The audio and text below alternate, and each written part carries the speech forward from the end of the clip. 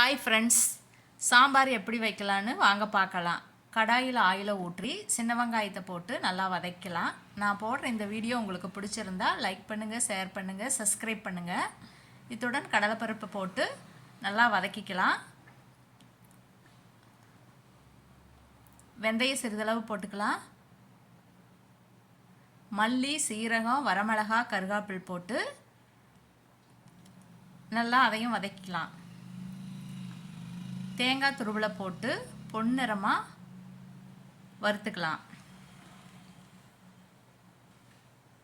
வறுத்த இதைய நல்லா பேஸ்டாக்கி எடுத்துக்கலாம் அரைச்சி. நெக்ஸ்ட்டு கடாய் வச்சுக்கலாம்.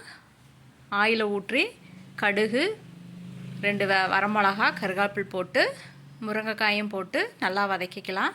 அத்துடன் சின்ன வெங்காயம் போட்டு அதையே வதக்கிக்கலாம். இத்துடன் 2 தக்காளியும் போட்டு அதையும் நல்லா வதக்கி விடலாம். சிறிதளவு பெருங்காயத்தூள் போட்டு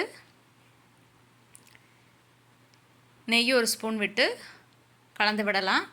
இது மணத்துக்காக நெய் ஊற்றுறோம். அரைத்து வைத்த பேஸ்ட் இதில் கலந்து சிறிதளவு தண்ணீரை ஊற்றி கொதிக்க விடலாம். கொதித்தவுடன் சிறிதளவு புளிக்கரைசலை ஊற்றி வேக வைத்த பருப்பையும் உள்ளே ஊற்றி கலந்து விடலாம். சிறிதளவு சாம்பார் பொடி சேர்த்துக்கலாம். பெருங்காயத்தூள் சேர்த்து உப்பு சேர்த்து நல்லா கலரி விட்டுக்கலாம்.